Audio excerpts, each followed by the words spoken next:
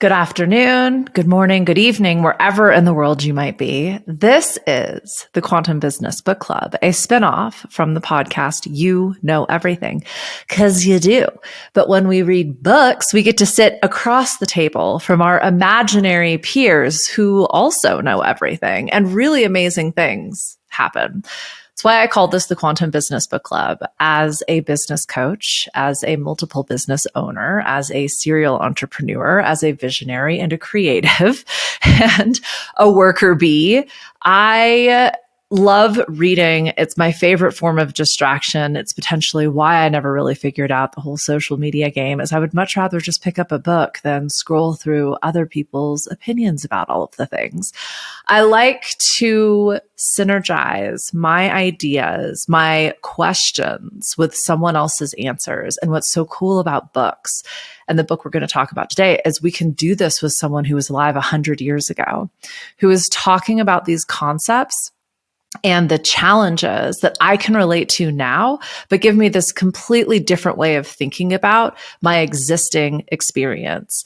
And I wanted to start this book club mainly as an excuse to share my favorite books with you. But as we rounded into season 2, I let the Discord container, invitation in the show notes or below, choose which books. We put together a massive list, and this was the second book that came up, and my, oh my, she was a doozy. I don't know exactly what I was thinking. Oftentimes I can bite off more than I can chew.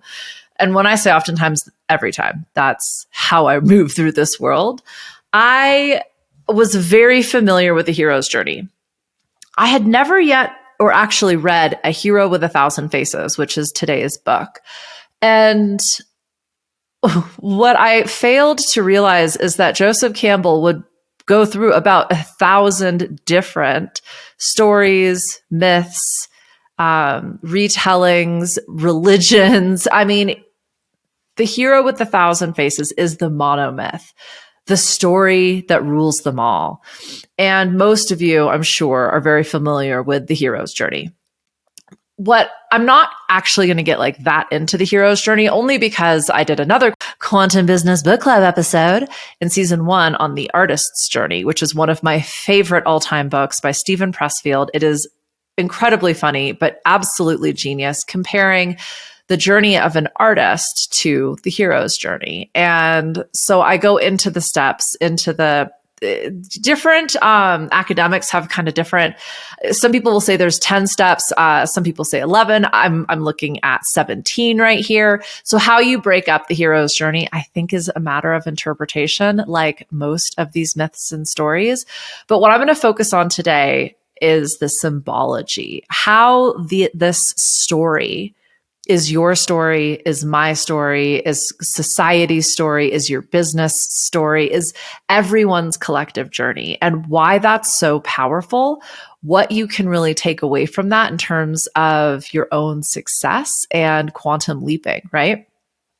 The reason I called this the Quantum Business Book Club is because quantum physics explores this idea that particles can be in two separate physical, potentially geographical locations, depending on what sort of angle you're looking at that assumption. And by reading, by me sharing with you, wherever you are in the world, whenever you're actually tuning into this, we're still sharing space, even though you're not in physical proximity with me. And our ideas are coming together and we're co-creating something that's potentially never existed before. So that's fucking cool. I mentioned the Discord container. I'm actually live in the Discord container right now. Hello, how are you? We do lots of fun things in there. It is free to join. The Quantum Business Book Club channel is free to participate in. So for all of you book nerds out there, we're still kind of voting on what book is next. Rational Optimist is our next book, but there's a whole list. I'm kind of adding to it as we go as well, because like I said, reading is my favorite. So I'd love to have you in there. Yeah, that's all I have to say about that. Let's get into the hero's journey, my friend. So I've taken some notes. So it's it's fucking April. So that means it took me 6 to 8 weeks to actually get this one done. I mean, the book is a tome, but I want to do it justice. It's incredibly academic. It's incredibly rich. I encourage all of you to read it. And also, it's going to take a minute, right? So kind of depending on why you would be reading it, I think you will get something out of it. It's one of those books you could reread 100 times and get so much out of it. Joseph Campbell is someone that we refer to daily in psychology, in business, in creativity, in science. He really explored some concepts that no one else was willing to talk about, and in a way that no one else was talking about in like the scientific academic realms in the sort of early 20th century. Now, he is repurposing, and some might say appropriating, ancient wisdom, concepts of symbols and storytelling and history and culture that have been around as long as we have. And so it's this really interesting layering that, whether you're talking like biblical or biographical, allegory or anecdotal, cultural, history, or children's stories, it's like acutely, scarily relevant. And so I took notes because I didn't want to let the team down. And the book is so eloquent. When I can get on a roll and kind of go all over the place, I often lose some of the points that I'm trying to make. Well, new points come in, so it's all good. But I just this idea even of the monomyth, the story where all stories come from, the foundation of religion, the connection between cosmic universal awareness and the individual. It reminds me of when I when I first started listening to music, but on this like, you're like 12, 13 years old and you're finally listening to the lyrics and you feel like someone is telling your story. And even though you may have never had a lover or even been in love, it's a fairy tale that you so desperately want to be a part of. And music not just proved to me, but demonstrated in real time that we are all sharing this journey. Even though you don't know me, I don't know you. I mean, I might know you. I love you. We can share in this retelling of what's the retelling of a well-known tale? Campbell thought that humanity's myths and stories all had common roots. And so by studying these origin points, we would learn a lot about life. We would learn a lot about each other. It's like picking this point of relativity and then seeing how we all circle around it. And the concept being that a hero is a hero. The archetypal energy, the role that the hero plays is played out in every single culture around the world, from as old as we have recorded history and probably a hell of a lot older than that. And the hero represents, like I said, an energy. And that's what I'm going to spend a lot of time talking about today, are the symbols. Joseph Campbell was fascinated by symbology, and he is one of the purveyors of dream work, studying how our dreams and why our dreams are interpretive versions of reality. I like to think about dreams as our subconscious processing our emotional reality. Campbell believed that the symbols in our dreams tend to represent the same archetypal energy across time and history, and that myth is the projection of a culture's dream onto a large screen. And if you've done dream work, there's actually a fantastic Reddit thread on dream work. What you'll notice is we often have the same dreams, and not necessarily you or I, but when I'm stressed, it's the same stress dream. I'm always lost in a building. There's people waiting for me. I've misplaced my purse or my passport or my travel bag. And, someone's kind of hassling me and letting me know everybody's waiting. And there's always this temptation to think that it's been stolen, but this also knowing that I've misplaced it and it's my fault. And there's something really important in my bag. It's different in every dream. Sometimes it's a lot of money. Sometimes, like I said, it's my passport, my driver's license. Sometimes it's, the band's visa paperwork. Like, there's always something. And what I've realized when I started tuning into it is, even though the scene might change or the players might change, there's this certain energy, this certain feeling that is a constant thread, and it's representative of things that are happening in my day-to-day. Another concept that was recently introduced to me I'm pretty sure the person who shared it was sharing someone else's opinion, so we'll just give credit to the ether. But that every player in your dream, the various characters and people, are simply reflections of you. And so when we start to think about everything we see, every concept that our brain and our mind, our ego kind of sinks its teeth into, is probably representative of a much larger feeling, energy, a collective consciousness. And I don't mean that in like woo terms. What I mean is we have come to certain conclusions and we've made assumptions we're probably not even aware of, only because of the culture in which we grew up, the stories that we've been told, the images that we've seen over and over and over again. Like, I don't know about you, but when I think of hero, I typically think of a giant, muscular man. My hero has long hair for some reason. It's probably, I was going to say Conan the Barbarian. Not all heroes wear capes. That's a very Western, very traditional form of hero. And I'm sure you have all been a hero in your experience at least once.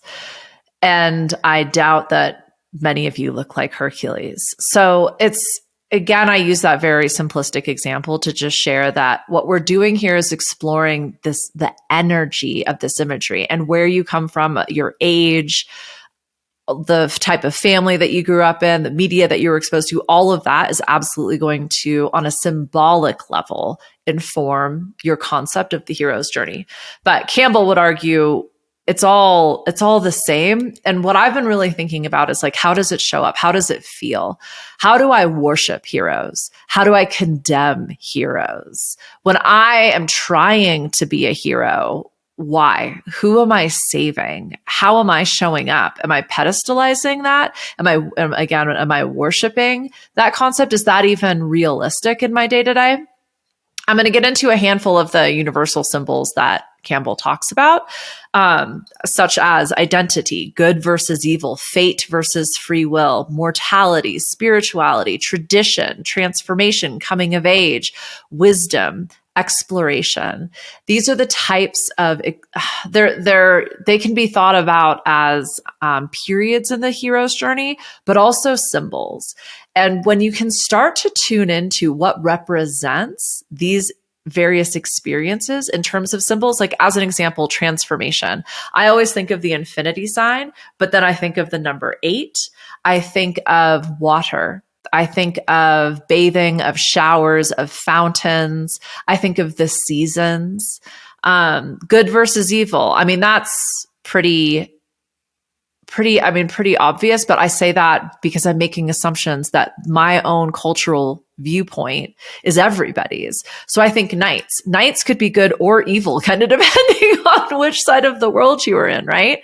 But like a chalice, a diamond, the sun, a shield, like these things symbolize good. Evil is usually like a devil's face, the color red, the color black, monsters, the underworld. And so you can see how like in art or in music, I mean, in I think good versus evil, good, major key, evil, minor key. You think about the soundtrack in a movie, like, you know, when something bad's going to happen because the music gets all like pinchy and kind of, melancholy or very like staccato, like dun dun dun dun. Those are all examples of symbols that are being used very consciously to generate an emotional response in you. Because ultimately we hear, well, again, this is in Western culture, we hear minor keys as melancholic, sad, tension. In like Eastern cultures, it's almost the opposite in the terms of how they hear music and then the emotional response that they have. But it's the same idea. Like, music doesn't necessarily have a feeling, but we've told these stories and we've used music as an expression of myth and power and energy and feeling and these sort of timeless experiences. So although every hero and every story is different, they still represent the same struggle and triumph. It's the surface details that are different, and that tends to match the time, the context, the culture, the geographical location. Sometimes the teaching and the learning at the end, there are various things that we can all sort of derive from each hero's journey. But there is only one hero that simply wears 1,000 different outfits or has 1,000 faces. As you're listening to this, ask yourself, where am I in my journey? And I think as a business owner, as an entrepreneur, as someone who also has a million different things going on, we can get really stuck in our story, right? We might think that this is what's going to be happening forever. And the hero's journey is an opportunity to reflect on where you are, perhaps reflect on where someone else might be. I have a lot of people in my life that couldn't be more different. I think about my partner. Where he's at on his hero's journey couldn't be further away from where I am. Now, every now and again, we sync up, because I also think, I was pondering this beforehand. You're on multiple heroes journeys. Okay. You're on multiple journeys. Interdimensionally, you are potentially crossing the threshold. You are potentially returning with the wisdom you have gained. You are maybe in the whale's belly. And understanding where you're at allows you to lean in, because some of these points on the journey are incredibly challenging and uncomfortable, probably painful. Others are so blissful, we actually disassociate from reality or from responsibility or from service. Now, that's not a good or bad thing. That's just what might be happening. And that's where I think not so much stepping this hero's journey out in a regimented way, but kind of understanding, what if I went with the purpose of this particular segment? What if it's supposed to be hard? So instead of suggesting that that means I'm doing something wrong, or the world is against me, or everybody sucks, or no one is blah, blah, blah, it's like, oh, this is the part that feels like I am completely enveloped in darkness, like I am floating in space aimlessly without a light at the end of the tunnel. And I don't know what's going to happen. And I can simply accept that, potentially look to something in my immediate experience if I need something to do. But what shifts when I just let go of the definition, of the purpose, of even understanding what the lesson is in this moment, because we simply can't see it right now. So I'm gonna okay. So we'll go through the steps, because I don't know. It's just I'm just gonna list them off, okay? But something else to consider, I talk a lot about this in energy leadership. The last step isn't better than the first step. And honestly, when we think about the cycle of change, there's a podcast for that. We're always in this process of starting and ending and starting and ending. And that's why I suggest that potentially in different spaces in your life, in different dimensions of yourself, there are multiple journeys occurring that are layering onto each other. And knowing that the end is only the beginning. The last step is, as an example, some describe it as self-annihilation, where we have returned, we have shared our wisdom, and it is time for the hero to die. That doesn't necessarily feel good, and that very literal interpretation sounds like death, but figuratively, we can think about it just simply in the understanding that, okay, this is done now, and it's time to begin again. Some would argue that's step 11, others step 17, but freedom, the ultimate freedom, is potentially death, where we are released of any physical constraints, tethers, knowings. Could be really dark, could be really light. There's only one way to find out. Step number 5, the belly of the whale. Some use the womb as symbology for this. Some think about it as the dark night of the souls, being in a cave, hibernating.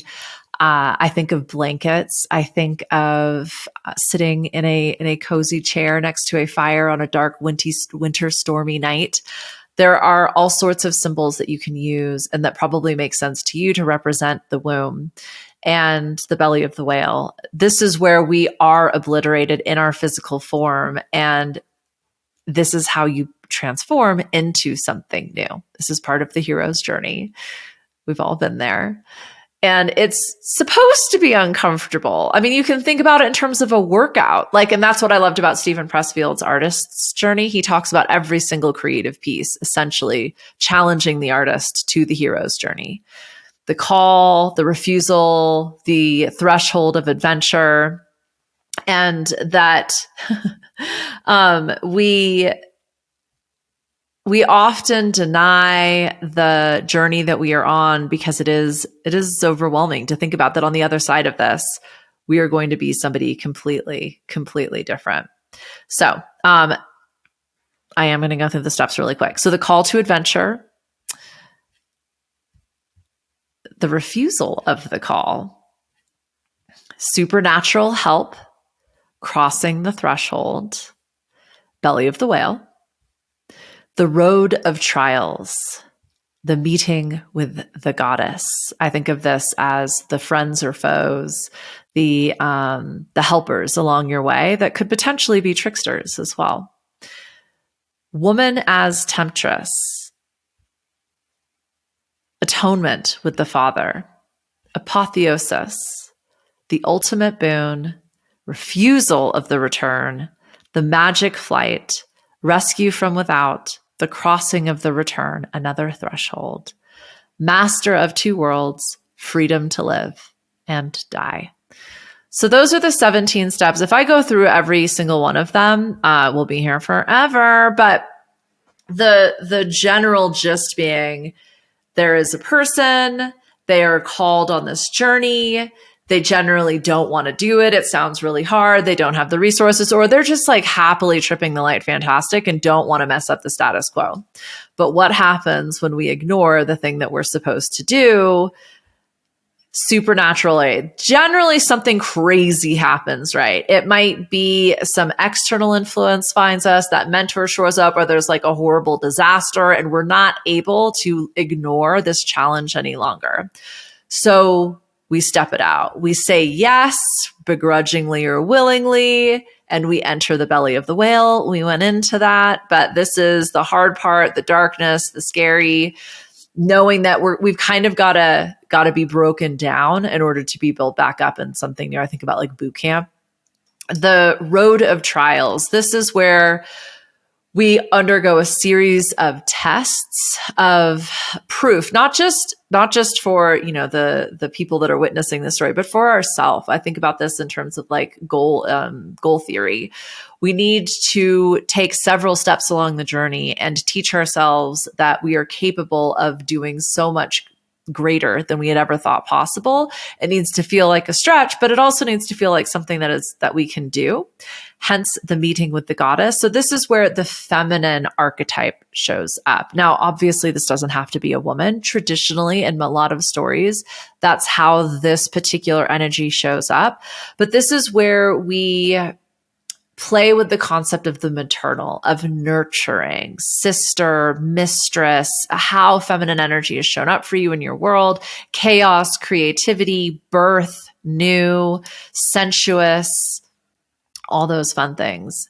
And then also the challenges you may have had with that energy, temptation, denial, desire, unrequited love. Again, these are very, very powerful, very, very familiar experiences represented in the story, typically as sort of the dark side of feminine.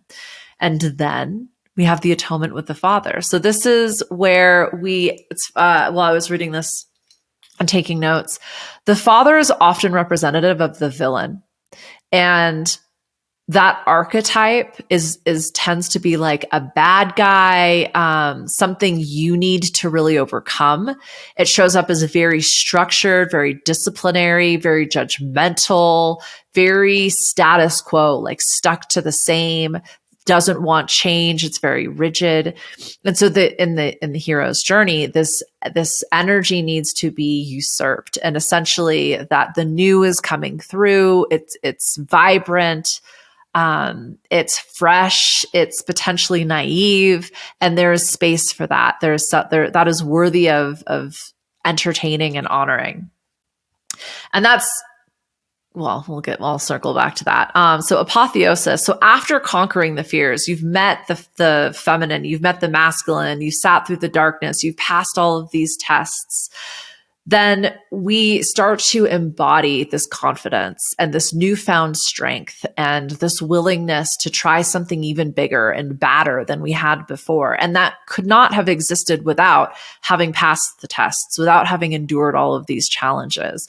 It's almost like we have to have a certain level of pain and suffering in order to achieve a level of success that wasn't possible before. I talk a lot about this in terms of burnout. Like, I wish I could tell people, don't do that. You're going to lead to burnout. And once you burn out, you're going to be on the struggle bus for as long as it takes to get until you get home again. But the thing is we need burnout. We actually need that pain and that suffering because that's how we learn.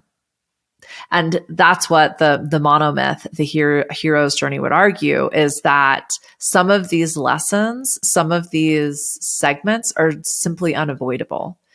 And in fact, all we're doing if we try to bypass one of these segments and take a shortcut is prolonging our journey because we cannot get to the end without having experienced each step along the way.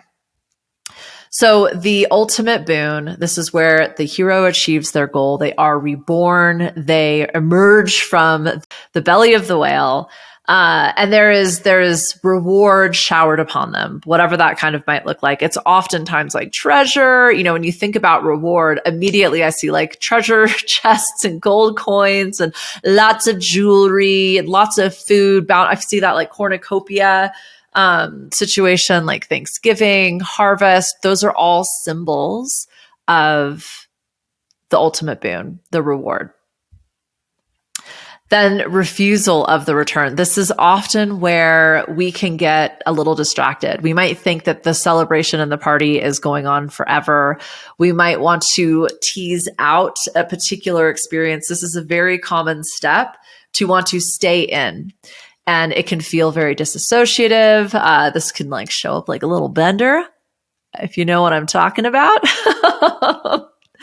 But in order to embody enlightenment, to be able to bring together everything you've learned on the hero's journey, you have to abandon this celebratory paradise and, descend from heaven. And we have all sorts of different analogies. I've actually got a couple of different, very traditional myths, but from different parts of the world. And that's what Joseph Campbell does unbelievably well, is literally retells in sections throughout the hero's journey, fairy tales, myths, historical roundups, religious texts that from every corner of the world. And it's remarkable how they're all just telling the same story, despite it being 1,000 years old or 100 years old, being from Northern Europe or indigenous Australia, Eastern, like Japan or the tip of South America.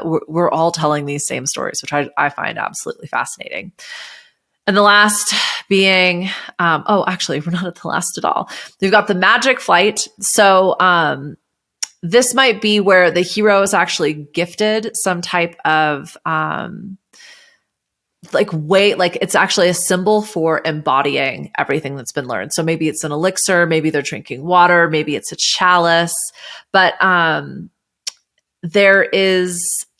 they have something that they need to keep safe and they need to bring it back to all of the people, right?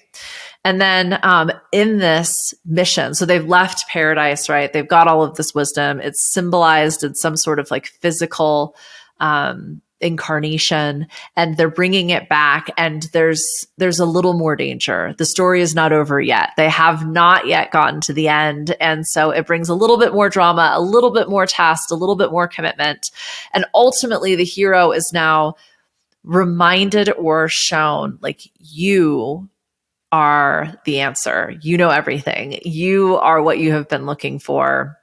There might be, it's like a rescue, but sort of depending on the story, the lesson here being like, you are the one you've been waiting for. And then we cross the threshold. We now are recognized for this journey that we've been on. We are visibly, we are mentally, we're spiritually, we're emotionally transformed. Everybody can see it. They're curious. They want to, they'll have two of what you're having. Like they can see that things have really taken shape. You are now the master of two worlds. You have almost this like double life. You have this ability to code change. You've brought experiences some may never, ever, ever be able to relate to. Yet you have this ability to bestow the learnings and the energy to those who are willing to take this journey with you. And as the hero, your journey is now complete. And for some, that is not enough. They want to go back and do it all over again. And for others, they recognize the completion. Their ego is entirely satiated from within, and they might go wander alone because they no longer need the external validation or even the physical, emotional, or spiritual nurturing from the external world. They have completely, they've become completely whole. So I said I was going to get into the steps. There we go. I did. I wanted to talk about it though, because I think as a business owner, I think as any human, obviously you can relate to this. I create most of this for people who have this, the calling, and they're either, halfway through their journey. They've done this journey 100 different times, or they're at the refusal to call. And I encourage you to, again, explore, where are you? Where are the people around you? What does that mean in terms of their own experience, the lessons available to them, why they're at where they're at? Can you allow them to be in the belly of the whale while you are free? While you are essentially debating self-annihilation. But we all get to experience this journey for what it is. And it can be really challenging when someone especially close to you, I see this obviously in partnership, but I'm thinking more like boss employee, when someone just hasn't had, they're just not at the same step. They've been on far fewer journeys as you have, far fewer journeys. And so often we want to drag them kicking and screaming along this path, but that doesn't work, right? So I'm sure you've thought of a few places where you might be. What could be gained by just letting yourself be there?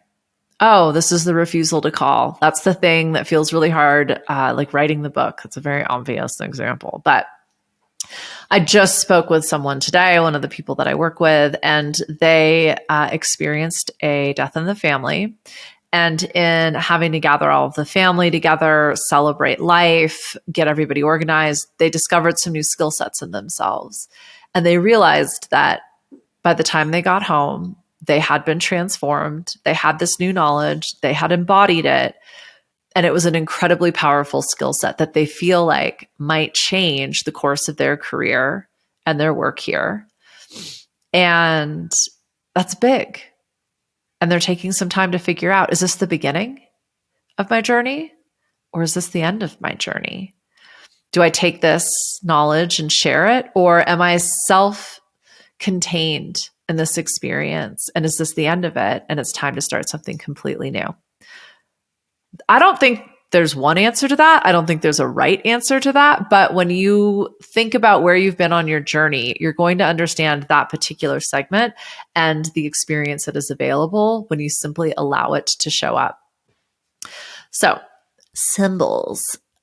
We talked a little bit about some of the symbols at the beginning. I want to talk about some of the symbols that really stood out to me that I hadn't thought about. The hero is pretty obvious. And potentially the role of like the father and the role of the mother. I mean, I think we kind of grapple with those all of the time, especially when we distill it to just the feminine or the masculine.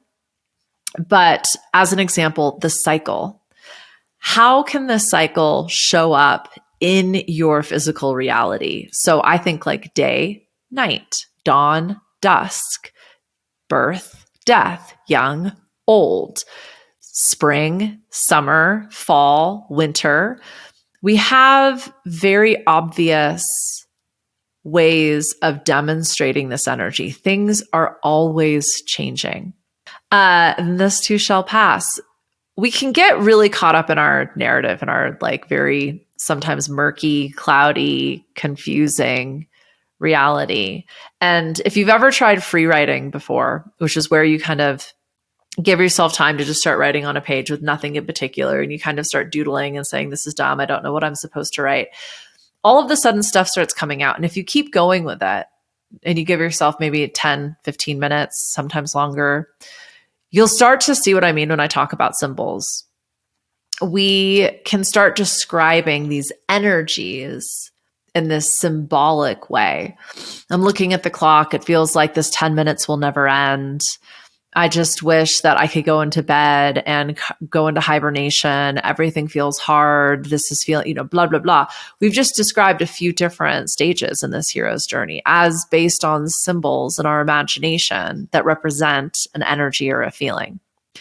So in this context, we can think about cycles like business cycles or sales cycles or hiring and firing, helping people ascend in the organization or understand their current context in the organization. Maybe you're done with a job. Maybe you're refusing the call to start something new. Those two things don't have to be mutually exclusive, by the way. You can just accept the fact that, okay, I'm ready, and start something.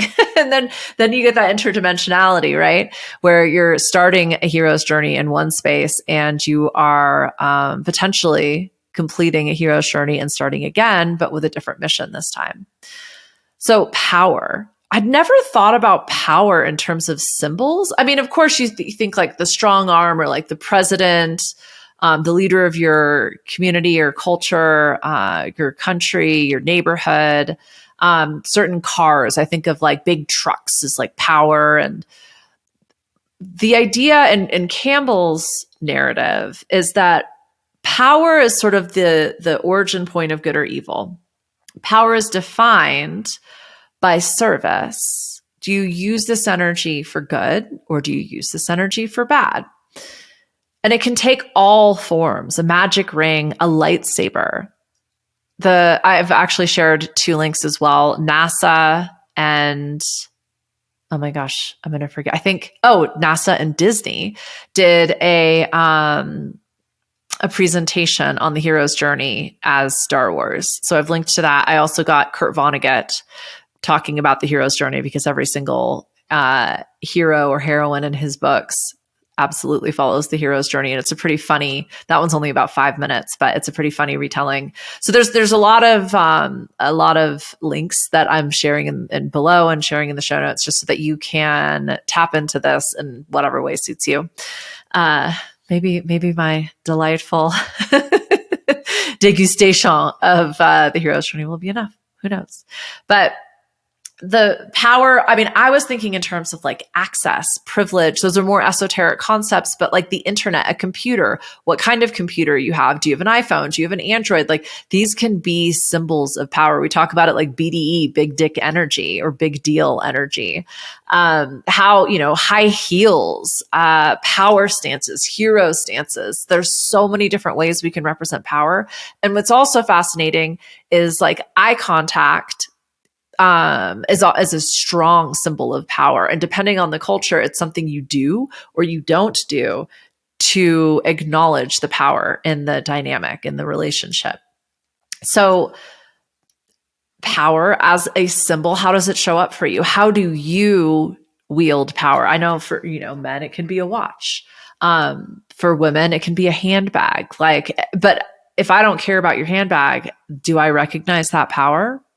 All just really interesting assumptions that we're making in terms of what's important, what matters, where's influence, how do we show up? And I think importantly to ask yourself, well, what am I trying to do? What's the point? What's the purpose? When we talk about setting intention, that's what we're talking about. And so when we layer this into the hero with 1,000 faces, what we're recognizing is there are age-old ways of demonstrating power.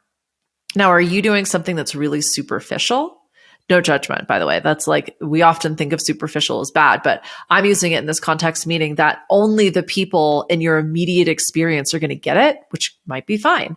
Or are you trying to demonstrate power on like a systemic level? Maybe you're trying to influence organizational change or cultural change in your immediate space, in your immediate environment. If you're walking around with your hands on your hips, making eye contact at everybody, using a loud voice, that might be how power was demonstrated to you. But to some people that you're trying to influence, they perceive that as evil as opposed to good. So, the other thing I wanted to point out is I know in Western, especially American culture, we pedestalize heroes. So power is perceived as something desirable. But in other cultures, when you are the tall poppy, you get cut down. And so the bravado, the macho, the masculine energy that tends to be associated with this concept, this symbol of power, is not perceived as a positive aspect. And in fact, people will attack that energy. The question is especially in what you're trying to do, and especially if you are in business, if you're a leader in business, if you're starting business, if you're telling your own story, how do you want to position your hero? How do you want to wield power? What is the symbol, or what are the symbols that you will use to show power? Are they accepted? Are they positive? Are they the use of this energy for good in service of the greatest good? Or is it potentially a corruption, using power to advantage only the self or a small group? There's no right or wrong, my friend. The dragon to be slain. This one was interesting. I hadn't really thought about this because obviously dragons are systemic in our storytelling. And I think about dragons. I mean, I suppose they're like any large, fire-breathing lizard. They are especially common in European mythology, Eastern mythology. I think we've got representations of them in other cultures. But Campbell suggests dragons are the symbols of greed and desire. They typically hoard gold and women, but they're not able to make use of them. And so they can symbolize systemic injustice or the corruption of power, a mistake that was committed. And by slaying the dragon, the heroic knight accomplishes his destiny. And again, just a really interesting example, I thought, of symbology and what is a very common character in a lot of our storytelling, and why. And ultimately, it's to teach us a lesson that, use what you need. Don't take what is not yours, or take only what is yours. And like the flip side of it is hoarding and greed and intimidation and entrapment will likely take you down in some way, shape, or form. The symbolic wilderness. Society, Campbell believes, is fairly organized, fairly arranged, very structured. And although humans tend to come together in society, and society influences them, shapes them, teaches them these stories, they are restricted. They are constrained. This is the status quo. And so it is only by going out into the wilderness that we can really explore not just the wild, chaotic, true nature of experience, but of ourselves as well. And I don't think I need to explain a lot how wilderness is used in storytelling. I mean, it's one of the thresholds for almost every culture is the youth goes out into the wilderness and returns an adult. There's a reason for that. It's because without that structure, without those constraints, without those expectations, we can truly tune into that whom we are becoming and then embody that, the hero's journey. Marriage as a symbol for the union of opposites. Oftentimes in story, we will bring together two things that might have not ever met and become stronger because of it, or potentially be incredibly endangered. So, it's really going to depend on the lesson, the purpose. Why are we talking about this in this particular context? But it's, marriage is symbolic of union.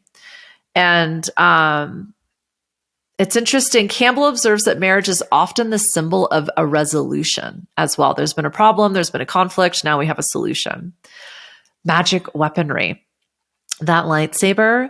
So the magic weaponry embodies the selection of the hero. And in almost every single culture, we see a ton of superstition, a ton of energy around different objects, whether it's trees that connect, the roots connect the underworld to the divine, whether it's a sword that only a chosen hero can withdraw and use, whether someone's magic has been transcribed into this particular tool, whether this tool symbolizes your ability to wield it. Magic weaponry is obvious, is a pretty well known concept within the hero's journey, but something I'll go back to Stephen Pressfield in The Artist's Journey. He talks about like every time he sits down to write, it's the same time of day. He sits in the same beat up old chair. He puts on this very old, very gross jacket. Same thing with it, this kind of disheveled old floppy hat. And he prepares himself for his hero's journey. I would say that each one of those are a magical tool, a talisman of energy that to him represents like, this is the beginning of my journey. And one of the last symbols I'll get into is fate and free will. So this is the constant tension, right? Like, and I think so many of us battle with this because on the one hand, fate feels predestined. We have no choice. We have no agency. We're born into this, and therefore this is how it's all going to play out. And then also, we would love to think that, well, if we want it, we deserve it. And that what we want will always find us. That which is intended for us cannot be missed. Like, we would love for there to be some organization and promise in the chaos and in the unknown. The flip side of that is with free will, you can create your own reality. You can do whatever you want. You can change the script. You can write the movie. You can change the set. But it also comes with this continued uncertainty, the chaos, the darkness, the murkiness, and like that tension between those two potentials is, I mean, I almost think of it as like where it's the stage that the hero's journey plays out upon. So the hero does have to make choices, and even not making a choice is still a choice, right? Destiny won't be denied, but a wrong turn can be made. And only by choosing wisely can the hero align to the energies of the fate and the universe. And I think that kind of brings us back to the beginning, where what Campbell is suggesting is that this mythology, these energies are so universal, are so collectively felt that despite our culture, despite our upbringing, despite our family, we've all experienced them and we all will. And they tend to unravel in a very particular order, taking us from beginning to end. This is an incredibly powerful exploration of themes. And you can use them in terms of interpretation. If you're feeling like maybe you're in the belly of the whale, what symbols could you seek out? Not like on purpose, but I just mean in terms of your day-to-day, you could think, well, the belly of the whale is very dark. I think of it in terms of caves. I think of it in terms of bears who hibernate. I think of it in terms of winter. I think of it like a particularly hard time in my past, and I can remember what that felt like. And also, by reflecting on that time in the past, I remember I did emerge from the cage, and I was probably stronger, smarter, more confident on the other side of that. How does that inform your current step on your journey? I'm trying to think. That's kind of what I really wanted to talk about. I guess we're all familiar with the hero's journey. That's obvious. The various steps, useful in terms of academic, but do you need to have them written down and next to your desk? Probably not.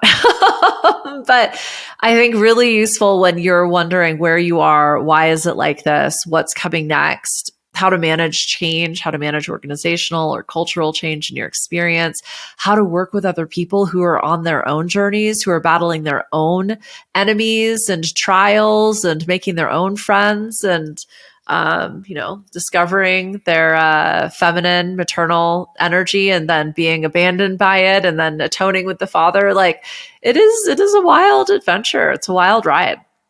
And depending on when you're listening to this, the ride is particularly bumpy right now for most people. And we might all be in a collective whale's belly. And that's okay. That's exactly where we're supposed to be. You are exactly where you need to be. And I hope if you walk away from this with anything, it's knowing that this too shall pass. And this particular segment of your journey is incredibly important. There are lessons here. There's power here. There are talismans.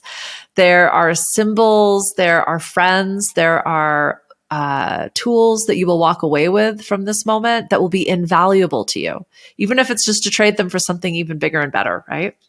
So that was the quick and dirty. I'm really proud of myself. We got in under an hour on that one, even though I think this book is like 1,000 pages, depending on what you look at. I will include the notes. I'll also include all of the links that I talked about. You can find them in the Discord container. So the link to that will be in the show notes or just below, depending on where you're watching or listening. I am Nicole BZ. You can find me on all the socials at the BZ channel.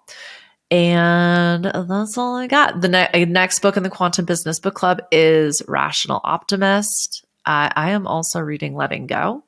If you want to do the bonus with me, I don't know that we'll do an actual episode on that, but thank you so much for being here. You're the best. Thank you, Discord container, for going live with me. Let's back out of that. And I'm going to end this recording. Thank you. You're amazing.